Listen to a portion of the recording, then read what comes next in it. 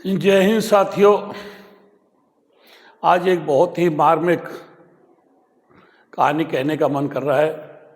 अगर समझ में आए तो शेयर अवश्य करना, लाइक कमेंट भी करना। जिस प्रकार समुद्र के लिए भगवान श्री राम 3 दिन प्रार्थना करते रहे और समुद्र की समझ में नहीं आई कोई बात, उसी प्रकार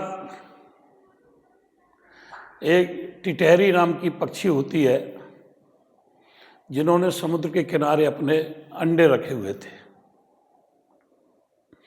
समुद्र को अहंकार आता है और अपनी लहरों के साथ उन अंडों को बहा करके ले जाता है। जिस प्रकार यमुना विकास प्राधिकरण में हमारे यमुना एक्सप्रेसवे के प्लॉट सुरक्षित रखे हुए थे और आज यमुना एक्सप्रेसवे के अधिकारी उनको देने के लिए मना कर रहे हैं, उसी प्रकार समुद्र टिटहरी के बच्चों को, उनके अंडों को अपने आगोश में ले लेता है। दोनों माता पिताओं को, टिटहरी के जोड़े को बड़ा गुस्सा आता है और अपने बच्चे को बचाने के लिए समुद्र को सुखाने का संकल्प लेता है और दोनों चोंच में पानी भरते हैं और बाहर ला करके डालते हैं। और पक्षी आए, वो बोले कि भाई क्या आप इस समुद्र को सुखा दोगे? बोले हम अपना पूरा प्रयास कर रहे हैं। जिस प्रकार हम 8 महीने से गांव रोनिजा पर यमुना एक्सप्रेसवे के प्लॉट में अन्य समस्याओं को लेकर के बैठे हुए हैं।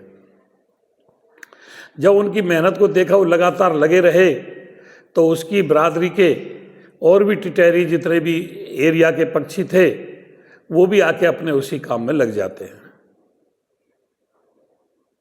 सारे टिटहरी समुद्र से चोंच में पानी भरते हैं और बाहर ला करके डालते हैं। और अब उसकी बरादरी को छोड़ करके उसकी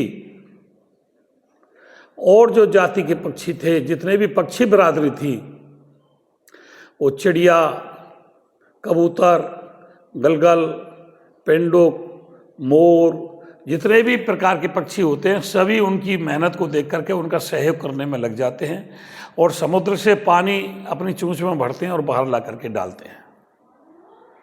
भगवान विष्णु के वाहन गरुड़ ने भी देखा कि भाई सभी पक्षी इन टिटहरी के बच्चों को, अंडों को बचाने के लिए समुद्र को सुखाने का प्रयास कर रहे हैं, तो पक्षी राज गरुड़ भी वहाँ आ जाता है और जितने भी गरुड़ पक्षी थे वो भी उसी काम में लग जाते हैं। जब भगवान विष्णु ने देखा कि तेरा वाहन भी इसी काम में लग गया, तो भगवान विष्णु भी वहाँ प्रकट हो जाते हैं और समुद्र सामने हाथ जोड़ करके आकर के खड़ा हो जाता है कि मेरी गलती हुई, और उनके दोनों अंडों को ला करके लौटा देता है। टिटहरी के दोनों पक्षी बड़े खुश होते हैं अपने अंडे बच्चों को लेकर के। लेकिन साथियों, उनके अंडे बच्चे वापस कैसे मिले? पहले उनके सभी टिटहरियों ने साथ दिया, फिर सभी पक्षियों ने साथ दिया और अंत में आके गरुड़, पक्षीराज गरुड़ भी वहाँ आकर के उसी काम में लग गए।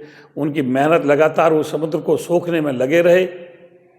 उनकी मेहनत को देखते हुए भगवान विष्णु का भी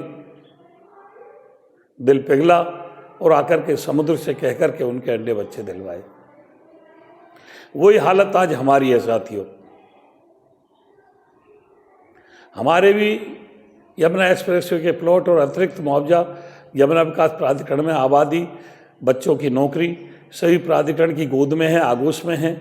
अगर हम सभी जाति बरादरी, किसान बरादरी के लोग अगर सब सहयोग में लग जाते हैं, जितने भी किसान संगठन हैं वो सब अपने अपने धर्म कर्म पर लग जाते हैं और किसानों के लिए आंदोलन करते हैं। मैं ये नहीं कह रहा कि हमारा ही संगठन काम कर रहा है, और भी संगठन है जिन्होंने किसान नेता अपने आप को कहलाते हैं, जो कोई भी पंचायत किसानों के लिए नहीं करते हैं और राष्ट्रीय अध्यक्ष बने हुए हैं। उन सभी को आना चाहिए, अपने अपने झंडे को लेकर के अपने अपने स्थान पर, अपने अपने पटल पर आना चाहिए और यमुना एक्सप्रेसवे के मरे हुए प्लॉटों को जो मार दिया है आज, हमारा वास्तविक हक था, उनको वापस किसानों को दिलाना चाहिए।